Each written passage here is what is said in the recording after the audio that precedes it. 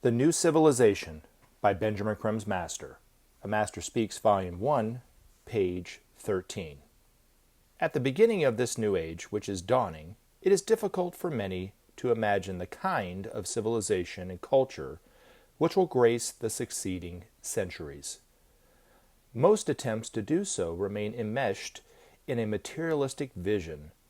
Seldom does one see the effort made to embody the aspiration of mankind for a life of spiritual meaning and expression. Let us try to envision the future in terms of the new civilization and culture. Soon the first steps will be taken in the direction of the new dispensation. Soon the new signposts will be set, indicating the way ahead for humanity. At first, the changes will be gradual, but eventually, in quickening momentum, all will be refashioned. Let us consider the nature of the elements which will make up the new civilization. The outstanding attitude of the new time will be the attempt to create right relationships, to express goodwill. A massive shift in emphasis from the individual to the group will reorient humanity along more fruitful lines and will reflect itself in the creation of structures more in keeping with the plan of God.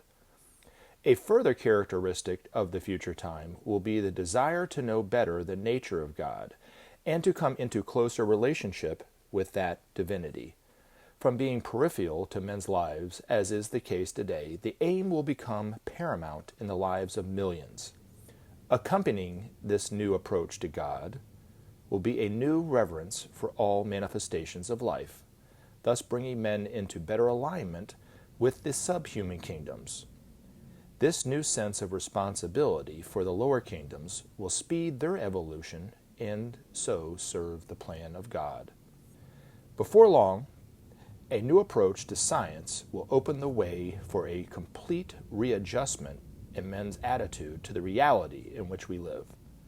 A new science will show humanity that all is one, that each fragmented part of which we are aware is intimately connected with all others, that relationship is governed by certain laws, mathematically determined, and that within each fragment is the potential of the whole. This new knowledge will transform men's experience of the world and of each other, and confirm for them the truth that God and man are one. Thus, the new science will demonstrate man's divinity and will lead to the establishment of the new world religion. The ancient schisms between religion and science will be healed, and a new impulse given to man's spiritual growth. In this fertile climate, the hidden psychic powers of man will unfold naturally, and the vast potential of the human mind will conquer space and time and control the energies of the universe itself. The resources of the human spirit are unlimited.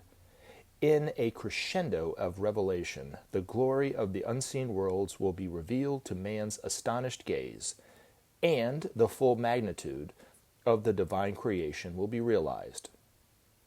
All this waits man as he stands on the verge of the Aquarian experience.